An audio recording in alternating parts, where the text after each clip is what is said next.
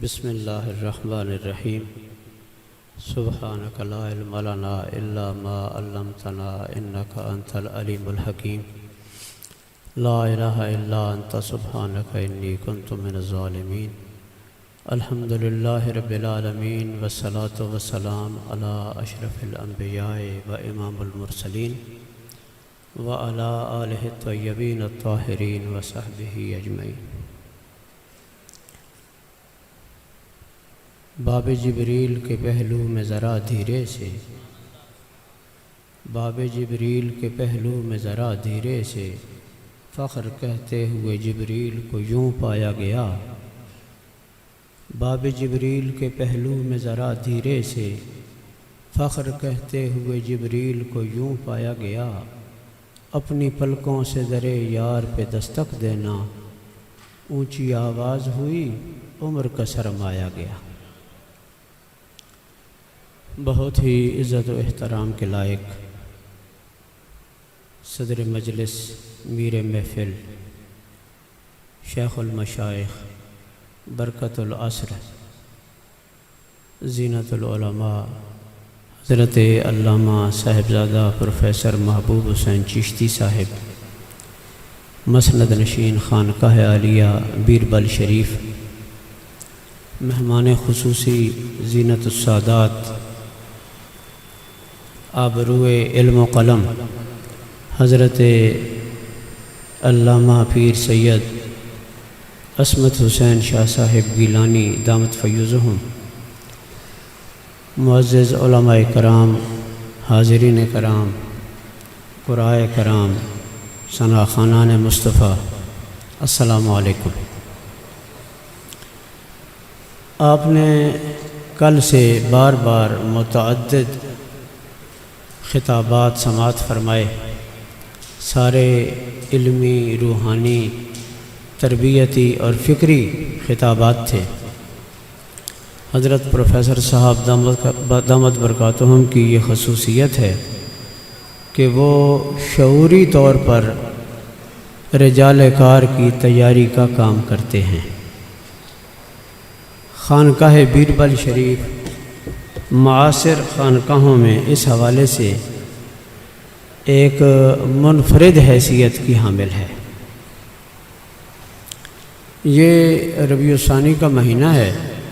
سید الاولیاء حضور پرنور سیدنا غوث اعظم شیخ عبدالقادر جیلانی رضی اللہ تعالیٰ عنہ کی بڑی 11ویں شریف بھی اسی ماہ مبارک میں ہے، اور غوث اعظم چونکہ سید الاولیاء ہیں اور بغداد میں بہت بڑی آپ کی خانقاہ،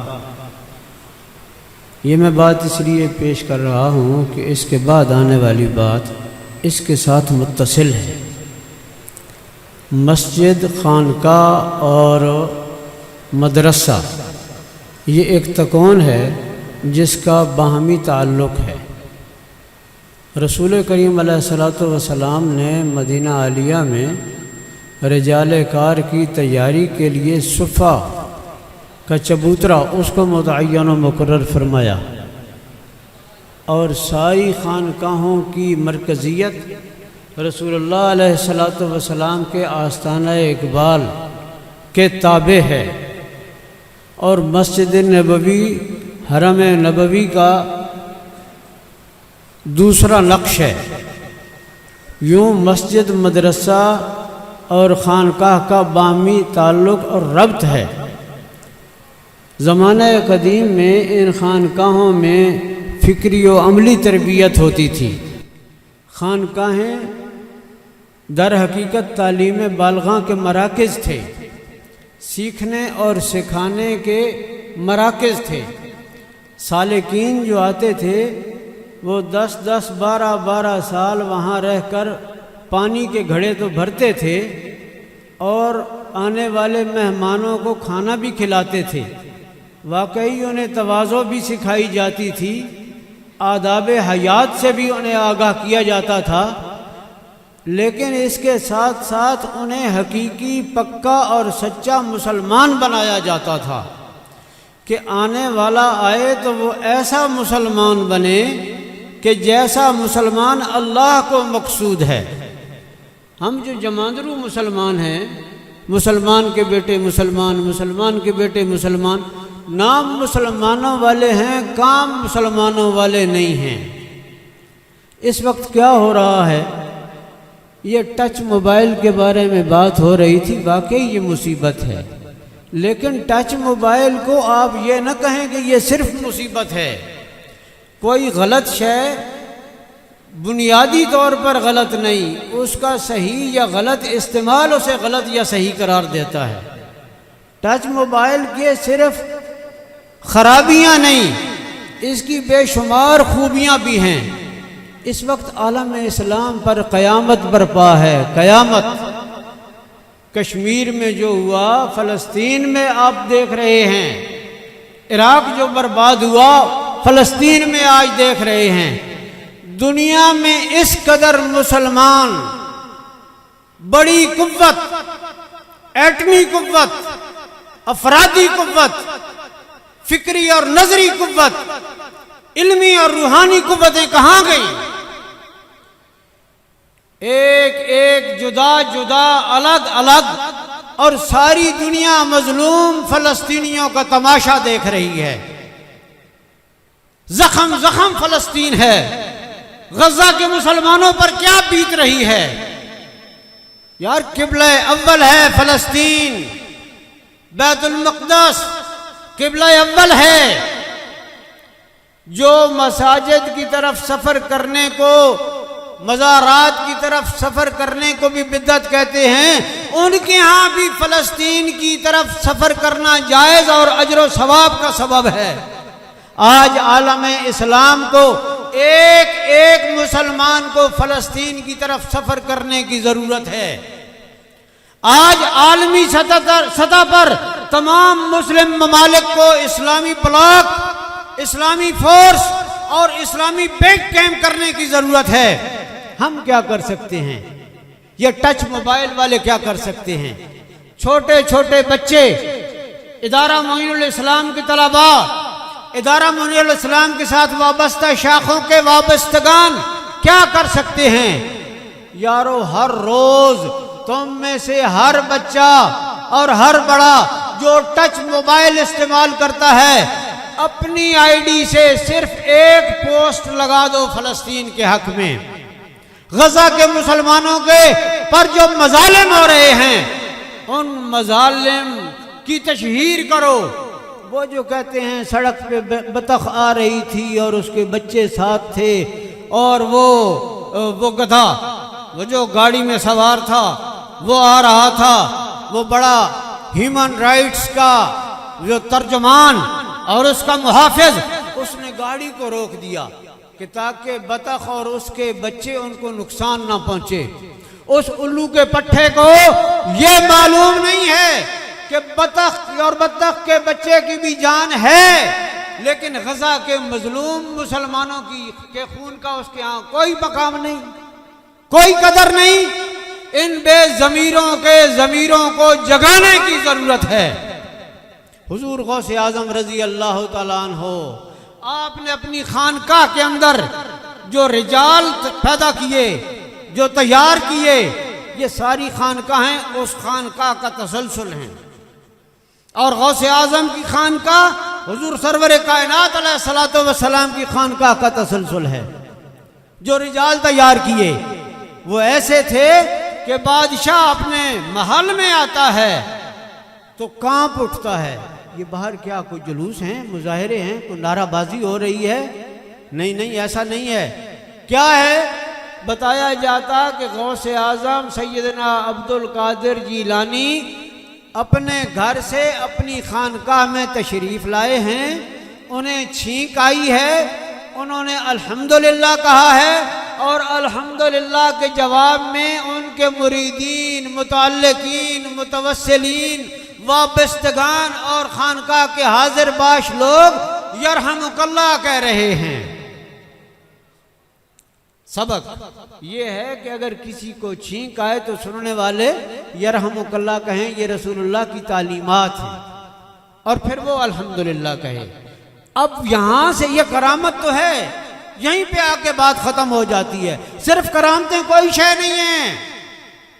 حالانکہ حقیقتاً کرامت جو ہے وہ معجزے کا عکس ہے، تسلسل کرامتیں برحق ہیں، لیکن ان سے سبق سیکھنا چاہیے۔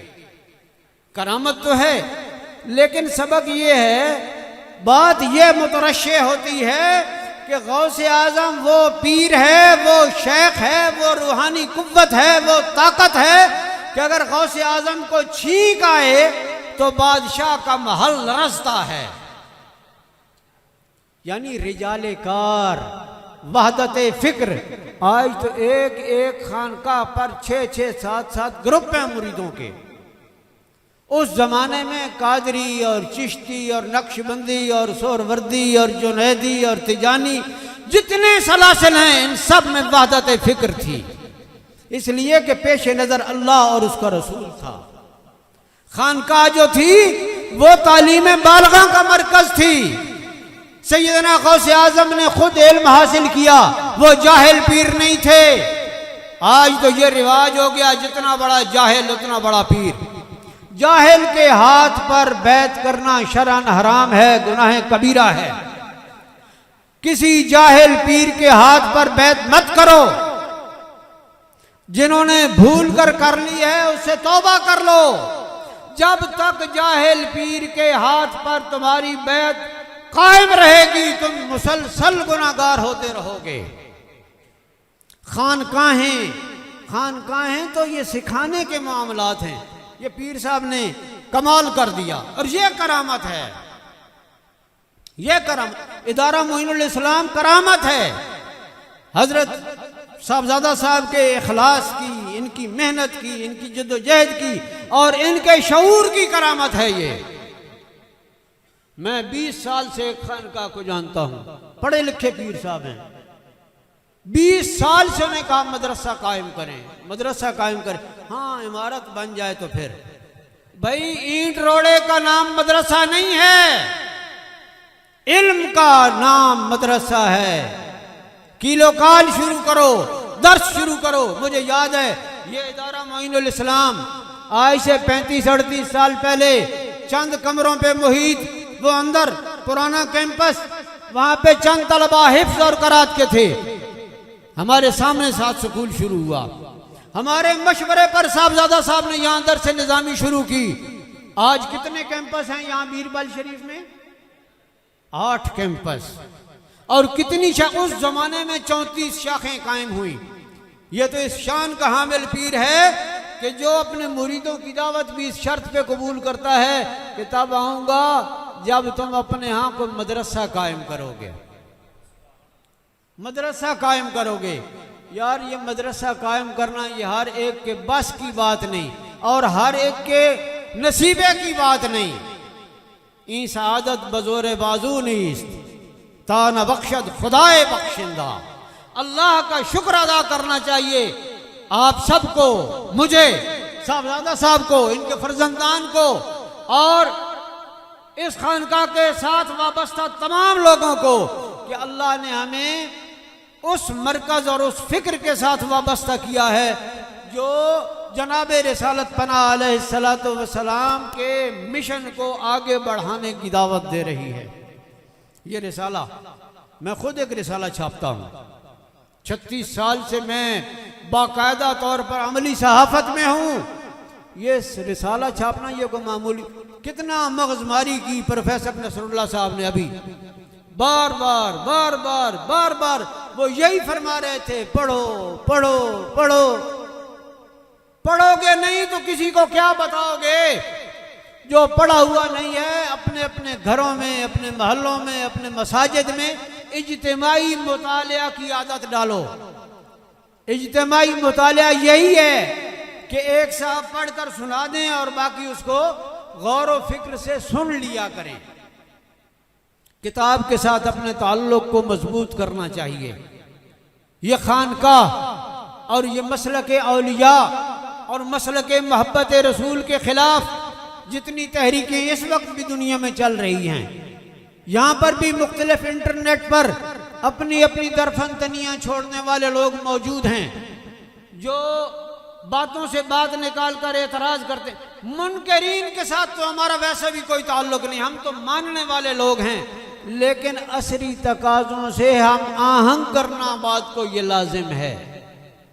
عصری تقاضوں سے ہم آہنگ کیجئے، جو کرامات ہیں وہاں سے سبق سیکھیے، اور آج کی جو نئی جنریشن ہے اس تک اسلام کو جدید تقاضوں اور جدید انداز کے ساتھ بیان کیجئے، پیش کیجئے، ورنہ مسجد میں آئے ہوئے لوگ، خانقاہ میں آئے ہوئے لوگ بات سنیں گے کہ وہ بیٹھے ہیں لنگر کی تقسیم تک۔ یہاں پر بھی فرق ہے کہ یہاں پر باہر تھوڑے لوگ نظر آتے ہیں، ورنہ ہمارے ہاں جو عرس ہوتے ہیں اتنا پیسہ برباد ہوتا ہے، اتنا پیسہ ضائع کیا جاتا ہے، نہ کوئی میسج جاتا ہے نہ کوئی پیغام۔ آدھے لوگ باہر دکانوں پر وہ خرید رہے ہیں، بنٹے خرید رہے ہیں اور انگوٹھیاں خرید رہے ہیں اور جلیبیاں کھا رہے ہیں۔ بھائی جب محفل ہے تو محفل کے دوران مسجد میں بیٹھو، محفل رکھو۔ ہمارے ہاں تو اب سرکاری طور پر بھی یہ جو ابلاغ کے طریقے تھے ان کو ختم کر دیا گیا ہے، ان کو ختم کر دیا گیا ہے۔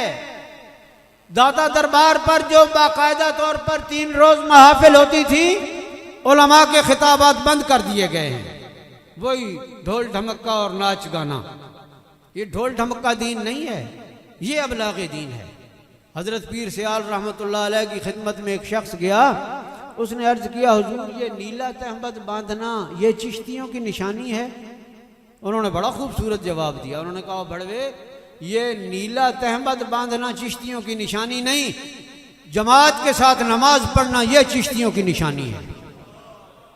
یہ ہمارے بزرگ تھے، نیلا تہمت باندھنا یہ چشتیوں کی نشانی نہیں، جماعت کے ساتھ نماز پڑھنا یہ چشتیوں کی نشانی ہے۔ ایک حاضر ہوا، اس نے کہا حضرت میں مرید ہونا چاہتا ہوں۔ انہوں نے کہا رک جاؤ، چھوڑو، کیا تم میرے مرید ہو؟ نہیں نہیں میں مرید ہونا چاہتا ہوں۔ انہوں نے کہا اچھا رک جاؤ، تم مولوی ہو، میں تو بس سادہ سا بندہ ہوں، تو مولویوں کے دماغ میں بڑے اعتراضات آتے ہیں۔ کہا نہیں جی میں مرید ہونا چاہتا ہوں۔ کہا اچھا بیٹھو، چلو کل پرسوں بات کریں گے۔ بیٹھ گیا تو انہوں نے کہا جی کہ اچھا پہلا سبق یہ ہے کہ خدا کو اپنے جیسا جانو۔ اب وہ مولوی صاحب تھے کہ میں خدا کو اپنے جیسا کیسے جانوں، لیکن چپ کر کے بیٹھ گئے۔ انہوں نے کھانا بھیجا، کھانا کھا لیا، صبح ناشتہ بھیجا، تو ناشتے میں انہوں نے ایک پراٹھا بھیجا اور ایک خشک روٹی بھیجی۔ اب ناشتہ سامنے تھا تو باہر سے صدا آئی، درویش نے کہا اللہ کے نام پہ کچھ دو، تو اس نے سوکھی روٹی درویش کو دے دی، پراٹھا خود کھا لیا۔ حضرت صاحب تشریف لائے، فرمایا کہ سناؤ کیا حال ہے، رات کیسی گزری، ناشتہ کر لیا کہاں، کوئی مسئلہ؟ ان کا جی وہ کل آپ نے فرمایا تھا کہ خدا کو اپنے جیسا جانو، تو مجھے تو ساری رات میں تفکر تدبر کرتا رہا، کوئی سمجھ نہیں آئی، خدا کو اپنے جیسا کیسے میں سمجھوں؟ انہوں نے فرمایا کہ صبح ناشتہ کیا تھا؟ ہاں جی۔ درویش کوئی آیا تھا؟ جی۔ تو اللہ کے نام پہ وہ ناشتے میں کیا تھا؟ ایک سوکھی روٹی تھی اور ایک پراٹھا تھا۔ تو پھر اللہ کے نام پہ تو نے کیا دیا؟ کہنے لگا کہ سوکھی روٹی۔ کہا پھر خدا کو تم نے اپنے جیسا تو نہ سمجھا، نہ اپنے سے بھی کم تر سمجھا، کہ اللہ کے نام پر چیز دو تو اچھی دو، اچھی چیز تم نے خود کھائی، خدا کے نام پہ سوکھی روٹی خشک روٹی دے دی۔ یہ تزکیہ نفس کرواتے ہیں بزرگان۔ اور یہاں پر اب تو بیعت بھی ٹیلی فون پر ہونے لگی ہے، انٹرنیٹ پر بیعت ہو جاتی ہے، اور وہ خلافتیں بھی میں نے سنا ہے وہ انٹرنیٹ پر دے دی جاتی ہیں۔ پیر نے مرید کو دیکھا نہیں، اس کی بات سمجھی نہیں، جبکہ پرانے مشائخ اپنے مریدین کی تربیت کے ذریعے عملاً اس کو اپنے جیسا کر دیتے تھے۔ چہرہ بشرہ تو خیر ٹھیک ہے، جب ایک ہی وردی پہنی ہو تو مختلف لوگ ایک جیسے ہی نظر آتے ہیں، لیکن یہ وردیاں ظاہری وردیاں ہیں، یہ نہیں نیلا تہمت باندھ لیا، 4 کونے والی ٹوپی پہن لی، 8 کونے والی ٹوپی پہن لی، گولڈ ٹوپی پہن لی، کپڑوں کے رنگ بدل لیے، یہ پرنے کے رنگ بدل لیے۔ ان رنگوں میں کچھ نہیں رکھا، صبغۃ اللہ، سارے رنگ اللہ کے ہیں، کسی ایک رنگ پر کسی کا ٹھیکہ نہیں۔ وَمَنْ أَحْسَنُ مِنَ اللَّهِ صِبْغًا، سب سے اچھا رنگ اللہ کا رنگ ہے، اور اللہ کا رنگ وہی ہے جو رسول اللہ کا رنگ ہے، اور رسول اللہ کا وہ رنگ ہے جو حضور نے سارے جہان میں، سارے عالم میں جو ہے وہ صحابہ پر چھڑک دیا۔ عمل کا رنگ، عقیدے کا رنگ، اللہ کی توحید کا رنگ، رسول رحمت علیہ السلام کی رسالت کا رنگ۔ پروفیسر محبوب حسین صاحب نے یہ کمال کیا ہے کہ انہوں نے پورے پاکستان میں ادارہ معین الاسلام کی شاخیں اور یہ لوگوں کے بچوں کو پی ایچ ڈی کروایا ہے، اور ان کے تو خیر پھر اللہ نے ان کے بیٹوں کو بھی پی ایچ ڈی کروایا ہے۔ آج کل پڑھا لکھا پہلے تو پیر ہے کوئی نہ، اور جو پڑھے لکھے ہیں ان کے جاہل اور ان پڑھ بیٹے اور اولاد، انہوں نے خانقاہوں کا بھی بیڑا غرق کر دیا، مدارس کا بھی بیڑا غرق کر دیا۔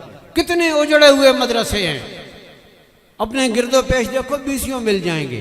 نشاندہی اس لیے نہیں کرتا کہ پھر اعتراضات ہوں گے، فلاں مدرسے کے خلاف بات کی۔ بھائی تم نے مدرسے کو بیکری میں بدل دیا، تم نے مدرسے کو ایک اس میں باڑے میں بدل دیا۔ فکری انحطاط کس قدر ہے۔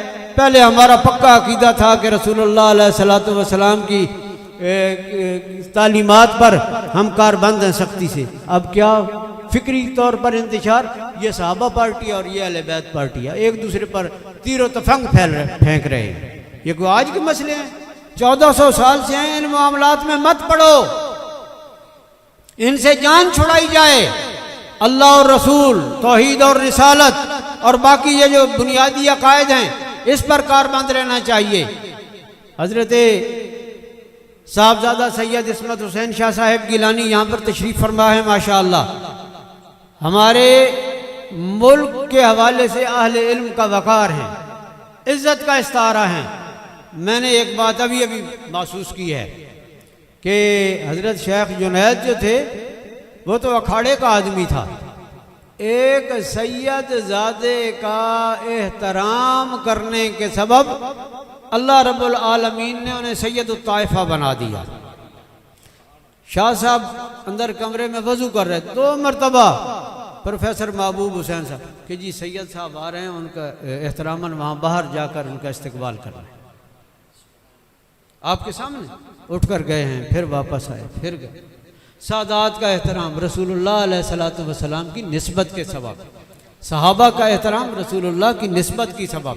یہ تعلیمات ہیں جو پروفیسر صاحب اس خانقاہ سے، اس ادارے سے، اس مرکز سے، اس مسجد سے لوگوں کو پہنچا رہے ہیں۔